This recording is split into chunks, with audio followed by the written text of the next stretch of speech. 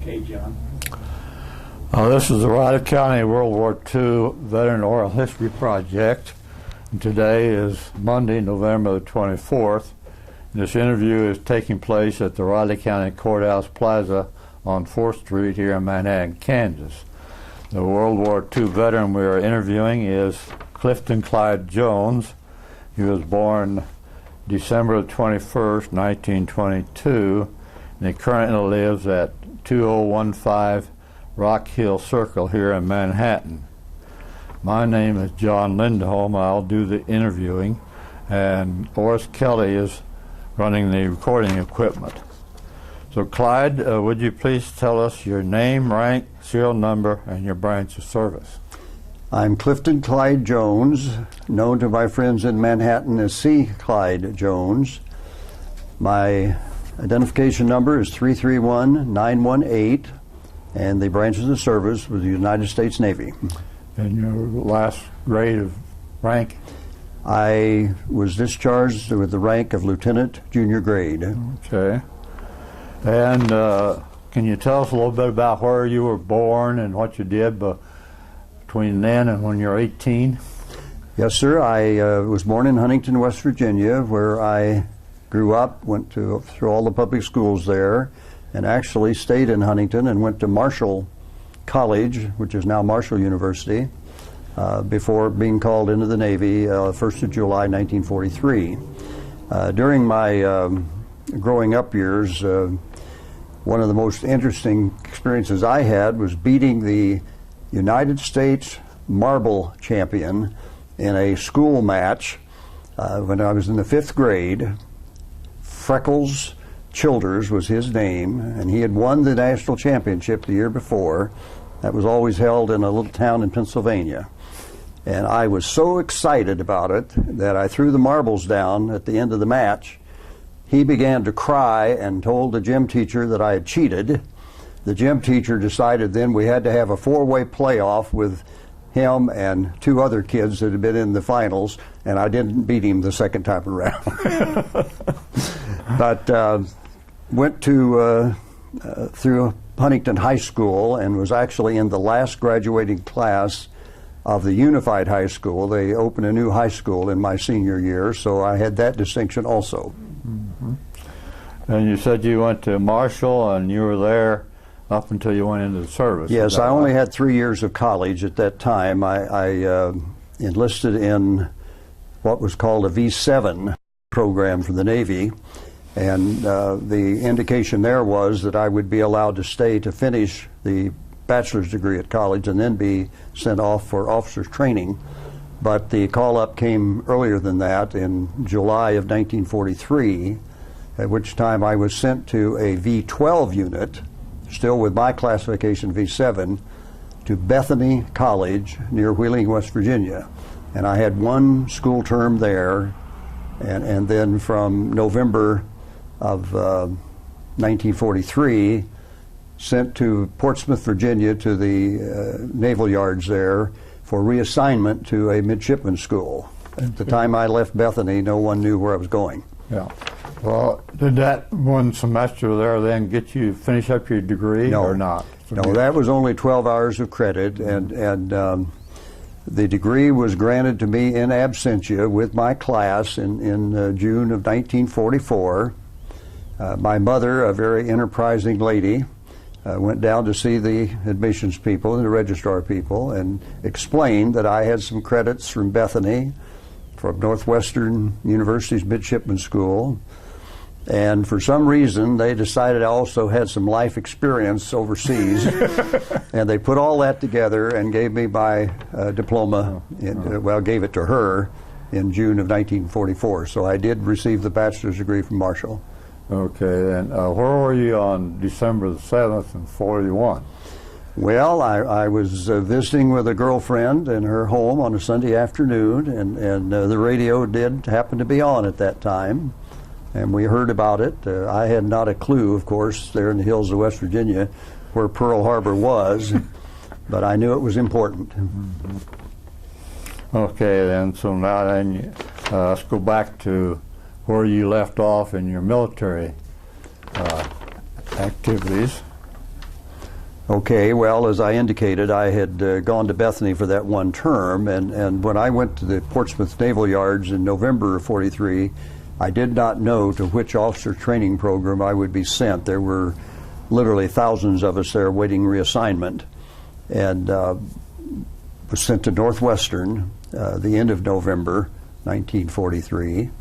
That's Evanston, Illinois? That's in, well, actually this was in Chicago. Oh. The midshipman training program was down in what later became the business school for Northwestern University. People who are familiar with the Chicago area would know of Northwestern's business school down there. We were sent to Abbott Hall, a big dormitory that Northwestern had there, and I was commissioned in March then of 1944, and from there was sent to San Francisco for reassignment. Again, not knowing what was going to happen, I boarded a train in Chicago and got out to the West Coast and waited to see what would happen. So you were at a naval station out there, or just a No, deployment center? we actually stayed in the Mark Twain Hotel. We had a room there. This probably today would cost you $400 or $500 a night to stay in that room, and we were there for 10 days as guests of the government, absolutely free to wander all around that beautiful city of San Francisco. I was with another newly commissioned ensign from Northwestern's program, and we just had a ball for those 10 days. Okay. Then you got your orders, I presume? Yes, boarded a train in San Francisco and went down to the San Diego Naval Station, where I boarded a light aircraft carrier, which was being used not only to ferry planes out to the Pacific Front, but personnel. The lower levels of that aircraft carrier was just absolutely jammed with Army, Marine, and Navy personnel being shipped from San Diego to Pearl Harbor. This would have been around the 1st of April, 1943. And the deck was filled with airplanes, huh? Yes, they had the deck completely full of planes and the hold full of people. And on my very first day at sea, the dinner that day was pork chops, mashed potatoes, and gravy, and the pork chops were quite greasy. And I don't know of any passenger aboard that aircraft carrier that did not get seasick the minute we hit the first breakers. And I need to interject at this point. I spent then the next 18 months most of the time at sea, and was never seasick again until my very last day at sea. When we were on the East Coast coming up to Norfolk, as we rounded Cape Hatteras, we got caught in a big storm, and I got seasick again. Okay, so then you stayed on this same ship, or did you get to a different ship when you were in No, Hawaii?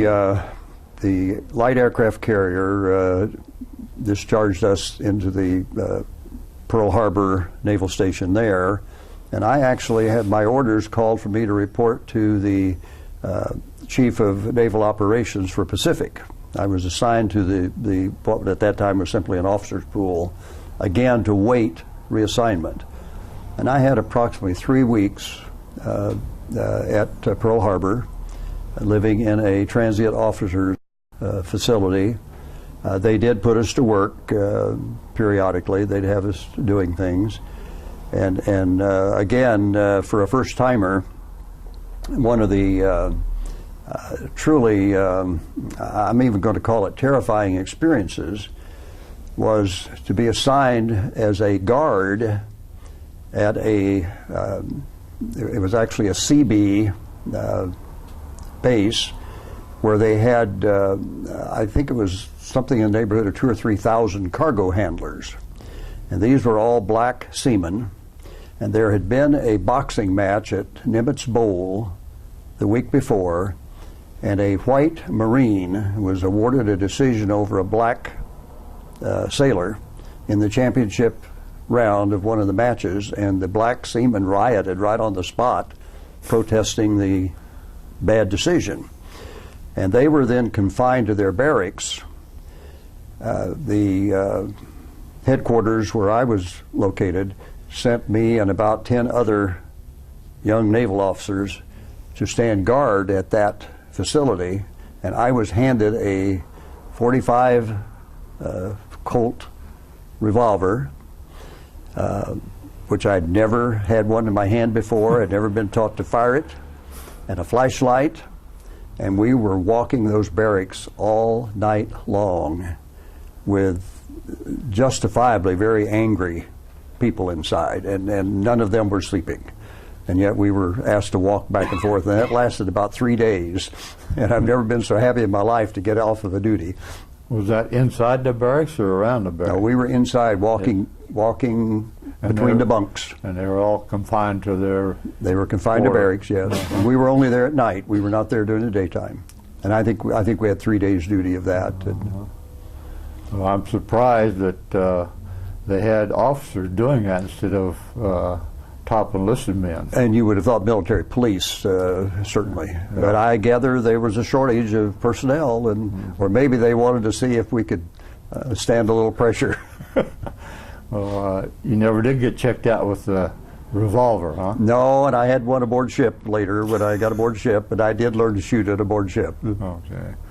So then you were there, you said about 3 weeks till you got assigned to a Yes, ship. And I must tell you another interesting episode. I have an older brother who had been commissioned an ensign in the communications corps of the Navy, and I had no clue where he had gone. He had been trained at Harvard and had some training in Florida, and then was sent overseas, and I didn't know where. And one evening I was shooting a game of pool in the officers club at this temporary barracks, and somebody walked in behind me and yelled, "Put the 8-ball in the side pocket." And I thought, my gosh, that's my brother. And sure enough, he had found me there, and we spent a little time together. I was able to go to his base there at Oahu and saw him there, and then several times later as we crossed the Pacific. Okay. But from there, I after about 3 weeks in Pearl Harbor, I received orders to report to the USS IX-114. The IX classification was for mostly converted Liberty ships that were being used for a wide range of activities. In the Navy, of course, a destroyer escort is a DE, a destroyer a DD, and a cruiser, the letters that apply. So the IX was unclassified is what it meant. And the name of the ship was the USS Gazelle. And the Gazelle was a station tanker, and I was to report to that tanker in the Marshall Islands. And we were put aboard a very small cargo plane, a C-47, that had absolutely no seats in it for passengers at all. There were some pull-down metal seats on the side that really weren't seats, and I think there were 12 of us aboard that thing, and most of them lying on the floor on cargo nets. And we took off from Honolulu and flew toward Johnson Island, which was to be our first fueling stop. And I had never been on an airplane in my life. Here's a young guy out of the hills of West Virginia that would never have dreamed of getting up in the air. That'd be the last thing I'd be interested in doing. And this plane took off, and we were out for maybe 30, 40 minutes.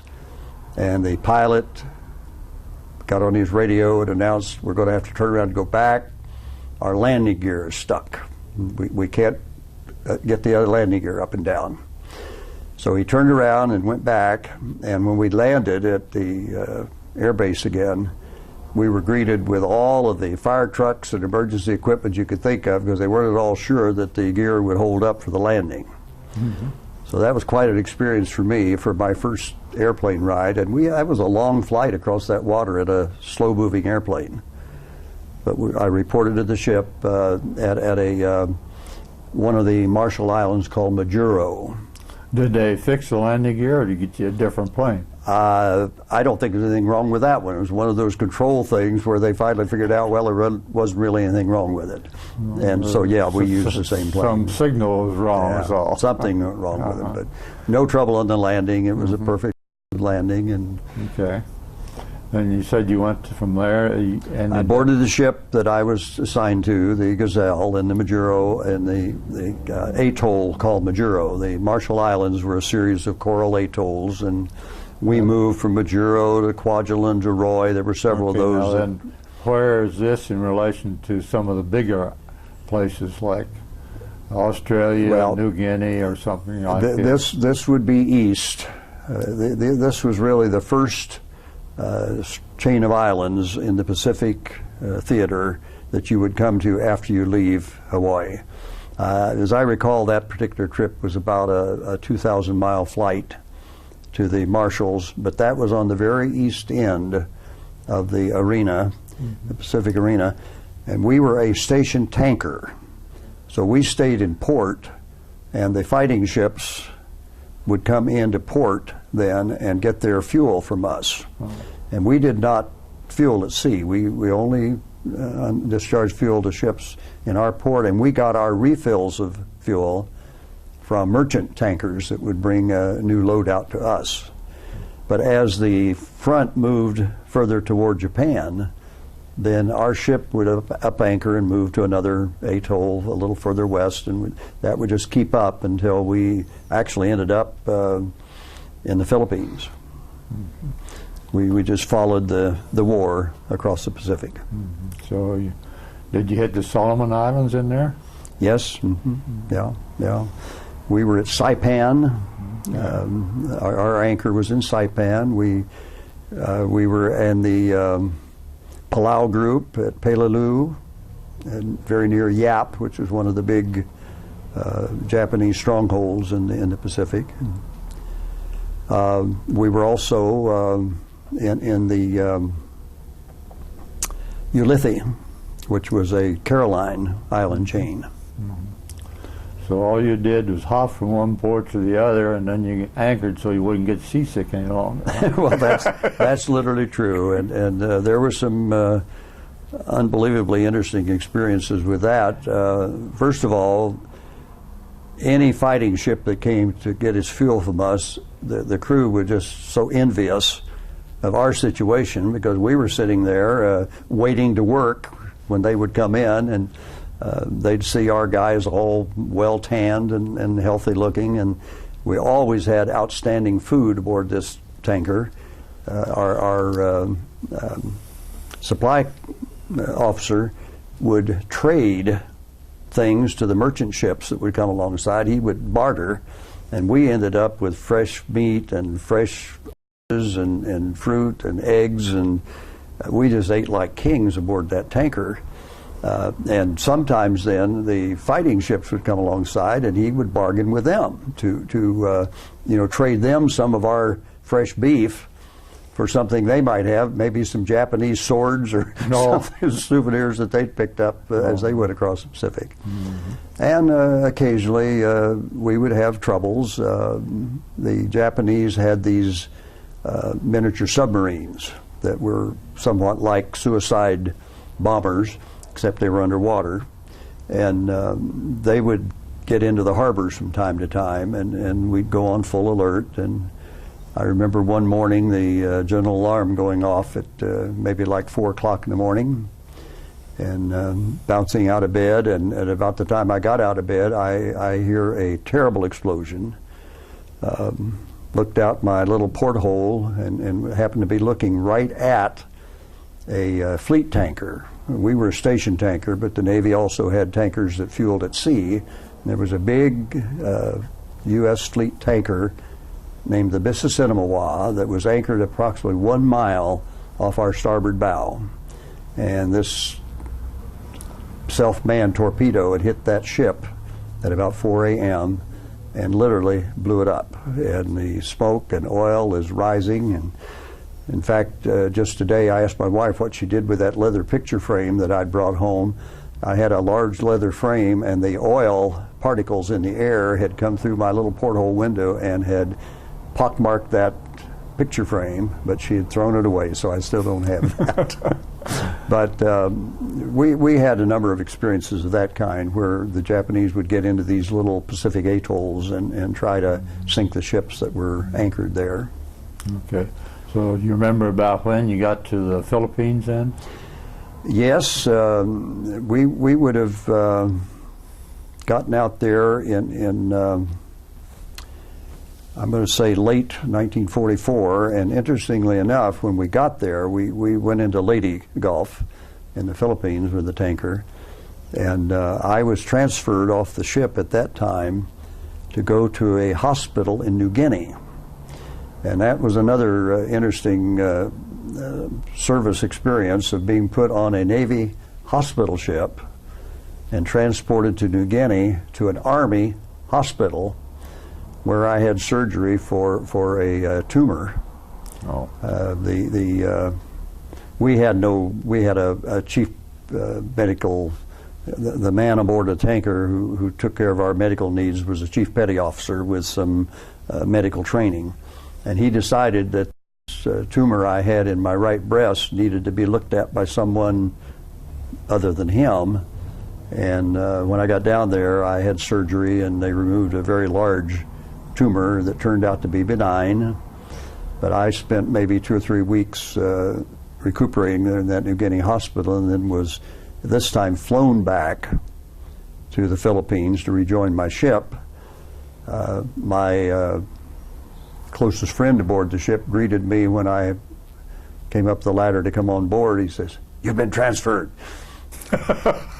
We had a captain aboard that ship who was a hybrid between the man in Mr. Roberts and the man in the Caine Mutiny. If you remember those two commanding officers aboard ship in those stories, our captain was something else. And he had taken a dislike to me because I wouldn't play bridge with him.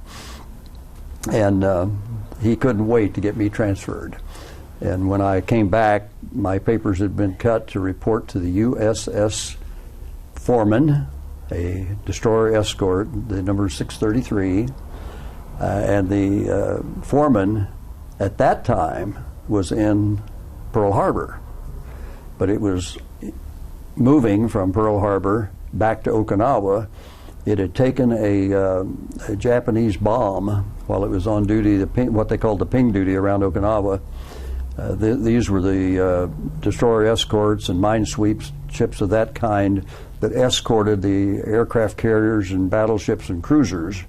They were the outer line of defense, trying to pick up with their radar the plane attacks, that sort of thing. And they had taken a direct hit from a bomb, an aerial bomb dropped by a Japanese plane. That bomb had passed all the way through the ship, hit on top deck, all the way through and out the bottom plates, exploding underneath the ship. Not a single fatality aboard the ship. And the ship was not so badly disabled that it could not sail back to Pearl Harbor for repairs.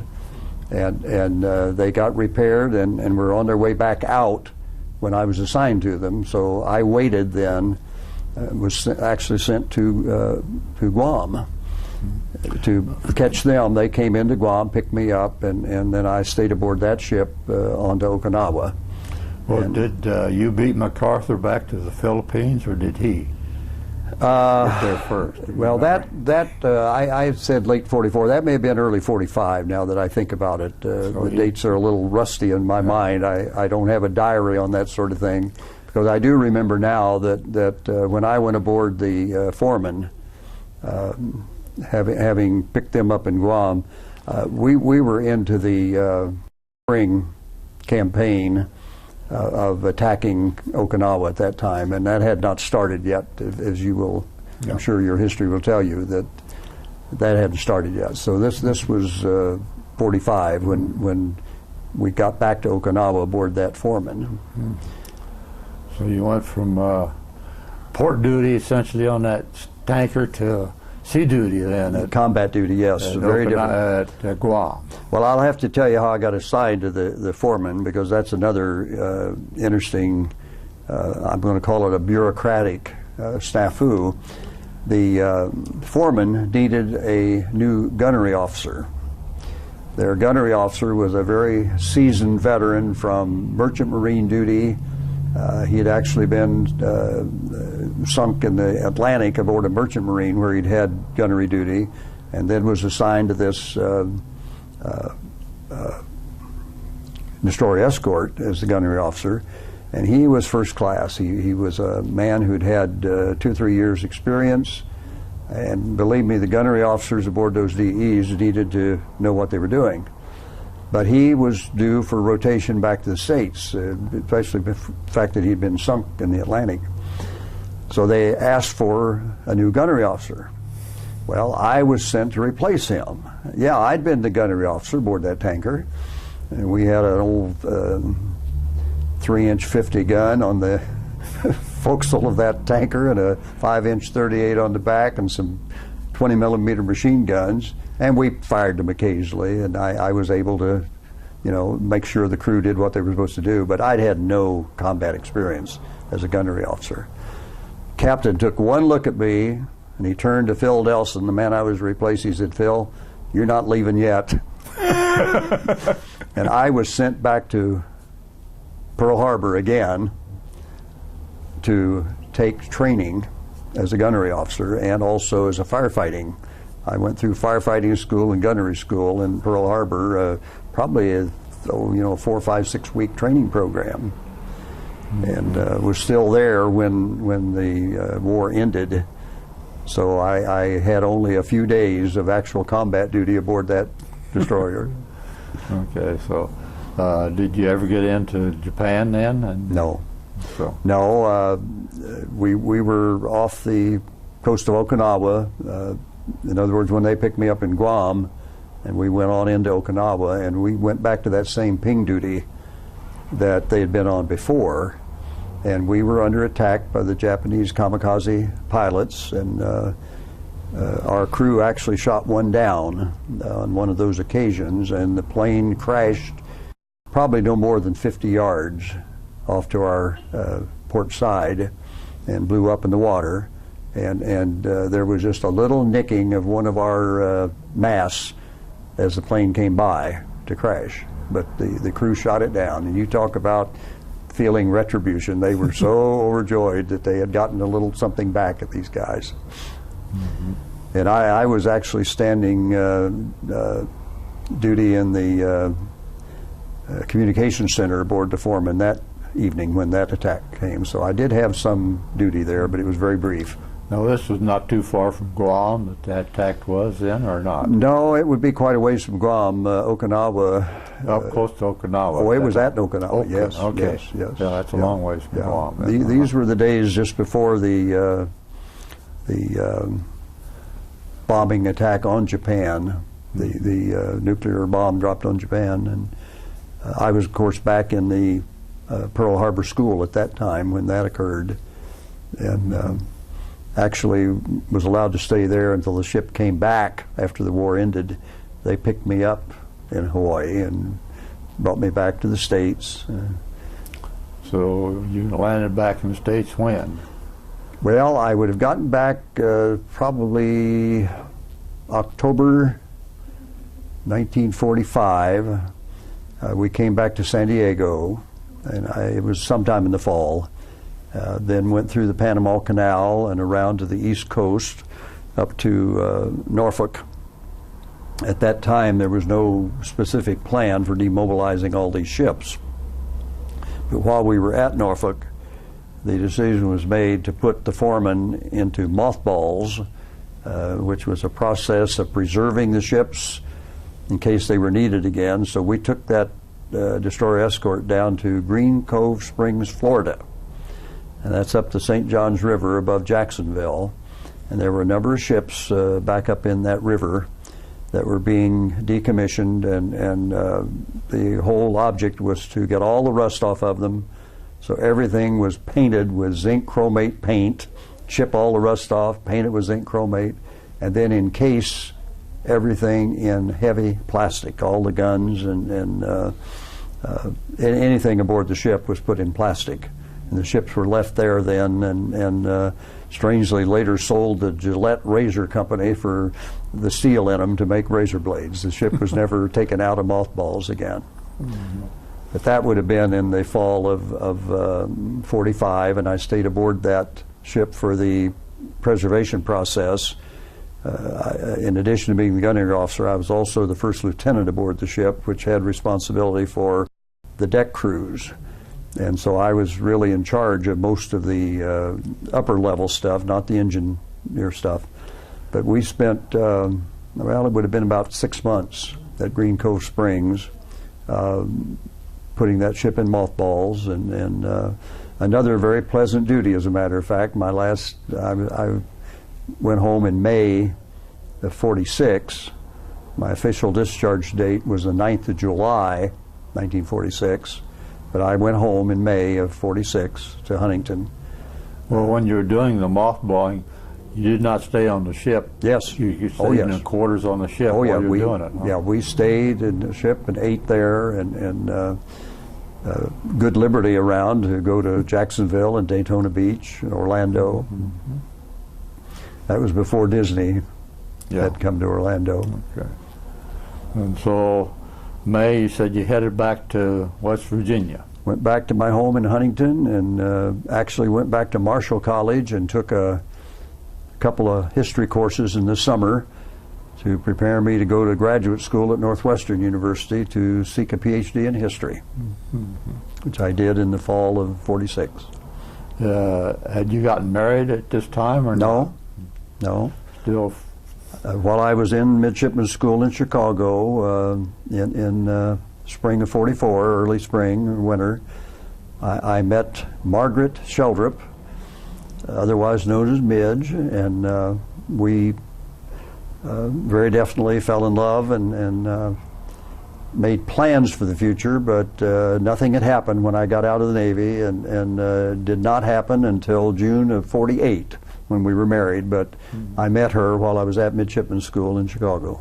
So you kept in contact all those years, and then when you got back to Northwestern, well, then you really got serious with her. Yeah, daily letters all the time I was aboard the ships, with the exception of about a 6-week period where I received not a single piece of mail from her or anyone else for about 6 weeks.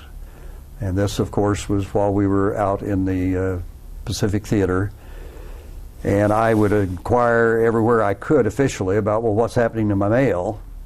And finally got a hold of a naval person, and this would have been at Saipan, asking could they help me find out why I'm not getting my mail.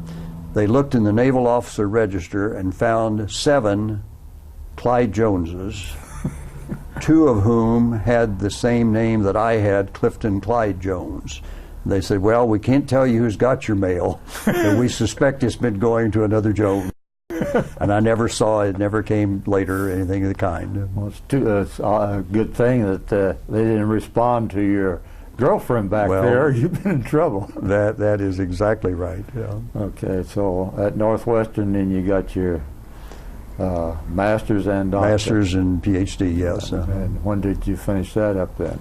Well, I left there in '53 under a rule they would keep their own doctoral candidates, and I hadn't completed my degree yet. I got the degree in '54, but I taught there from '48 to '53 while I was working on my degree.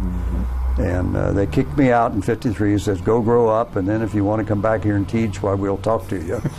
But I went to Georgia from there in 1953 and taught in Georgia for a couple of years, and then up to Illinois for 5, and then out here to Manhattan, Kansas in 1960, and been here ever since. So you got married in '48 while you're still at Northwestern teaching there? Yes. And you came to K-State, you said, in what year was 1960. 1960. Yeah.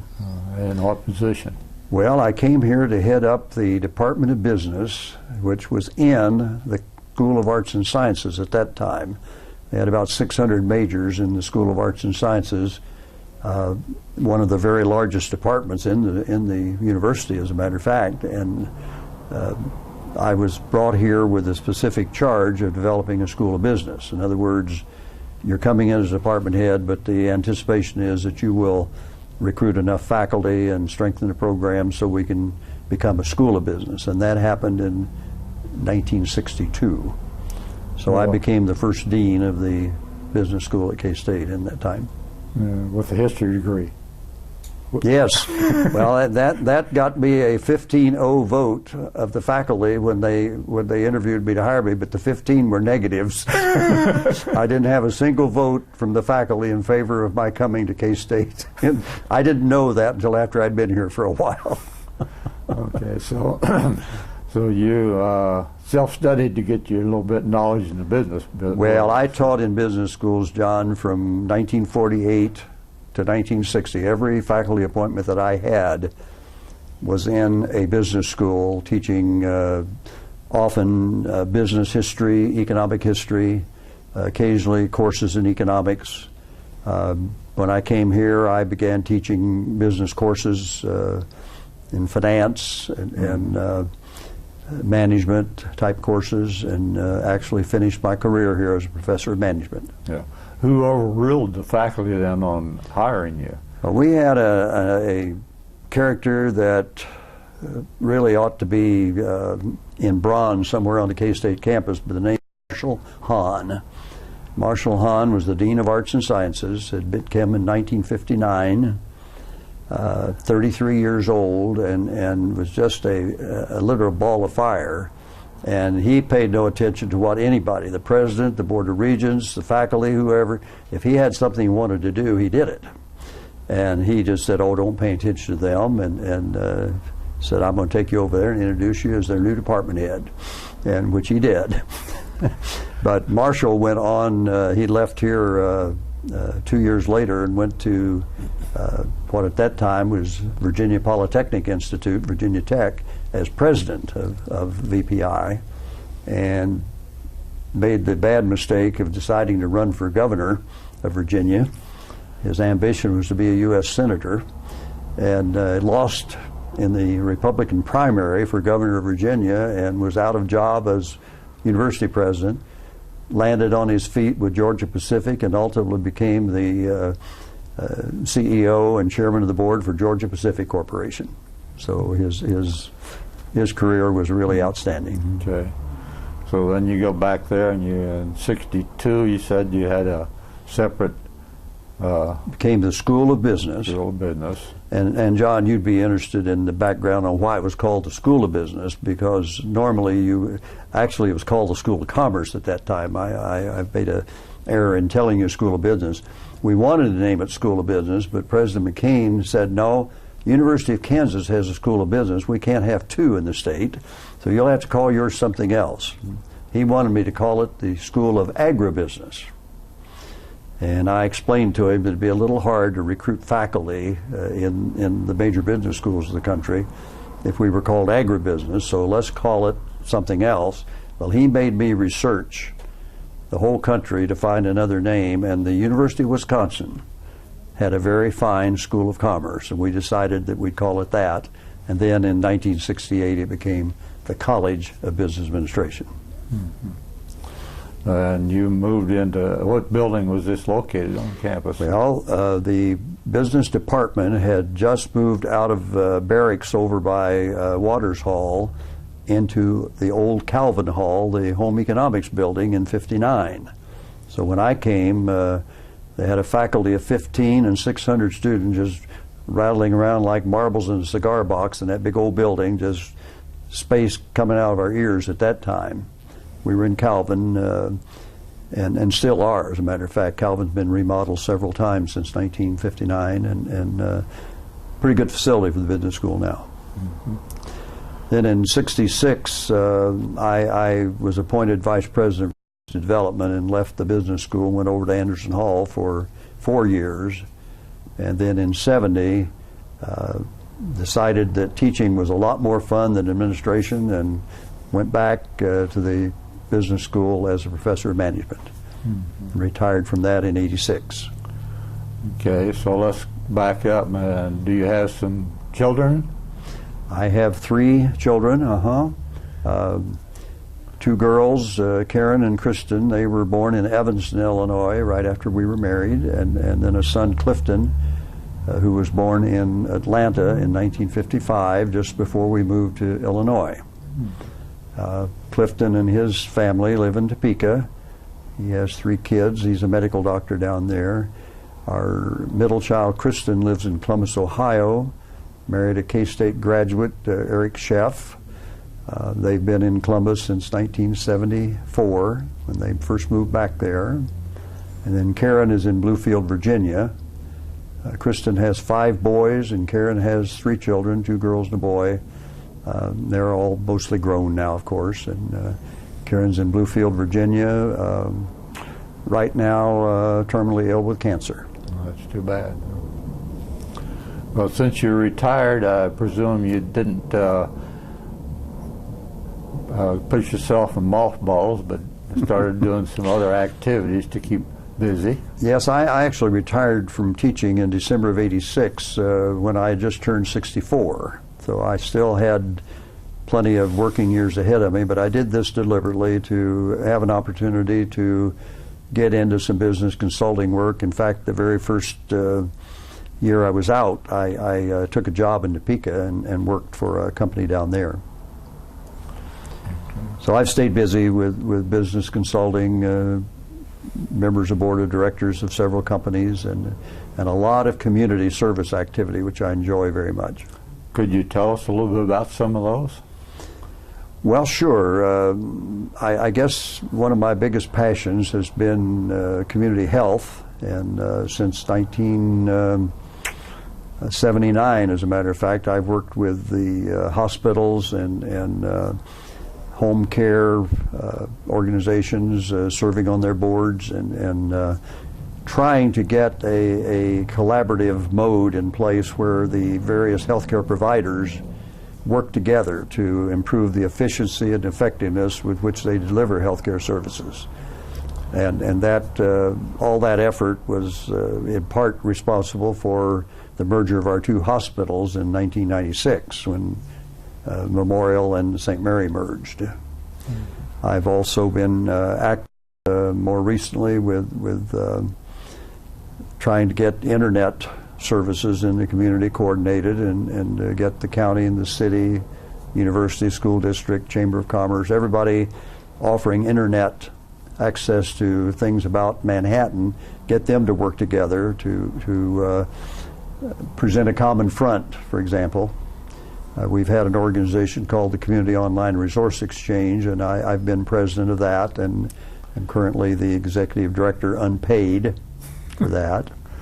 And the other thing I've probably spent more time on is long-term care, studying nursing homes and the delivery of long-term care services, not just in Manhattan, but throughout the country.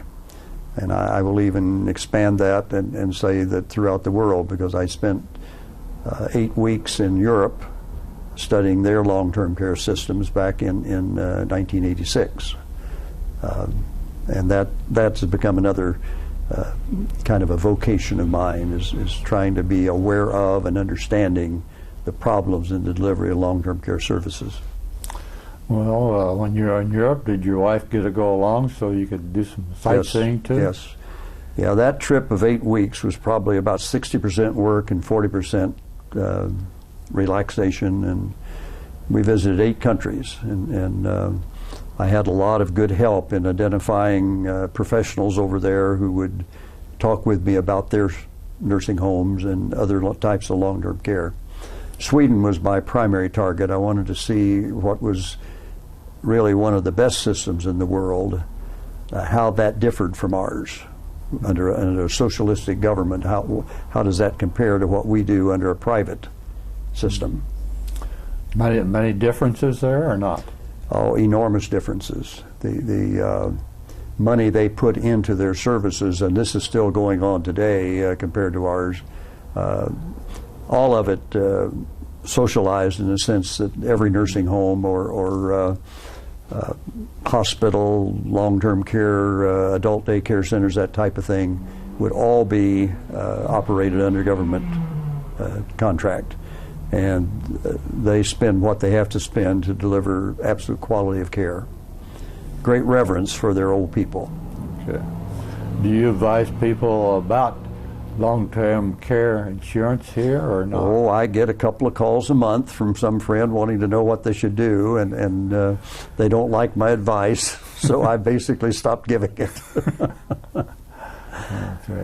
Any other activities that you and Midge have done since then that of note?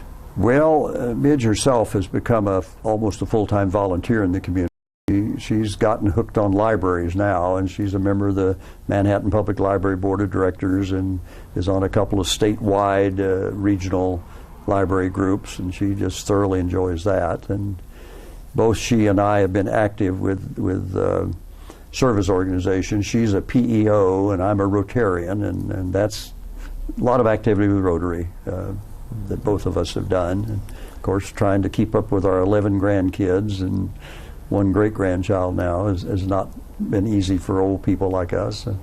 Okay, well, I think we want to kind of wind this down with you, kind of talking about how your time in the service affected your career, your life after you left Huntington. Well, the greatest impact that the service would have had on me was the GI Bill of Rights, which paid for my graduate education at Northwestern. There's no question on earth that without that military service, I would probably be, I shouldn't say without the service, without the educational assistance, I probably would still be in West Virginia teaching in a high school. Or that was my goal when I went to undergraduate school, was to become a high school teacher. And I probably would still be back there doing that. So, and of course, meeting Midge in Chicago was a major outcome of the military experience. That if I had to put an influence on life as a result of that, it would be meeting her, and then marrying and having a family, and then secondly the educational opportunity that presented. But it had a big impact on my personal life too. I was a young, totally inexperienced individual when I reported on July 1, 1943. When I was discharged, I had a great deal of maturing. My weight went from 126 to 176, and I'd say my character changed just about as much. Okay. Well, Clyde, it's been nice visiting with you with regard to your time in the military and before and afterwards, and we'll get this on tape here so that you can have a copy for your personal things, and we'll get it to the museum and to the Library of Congress. Well, thank you, John. I've enjoyed doing it. Yeah.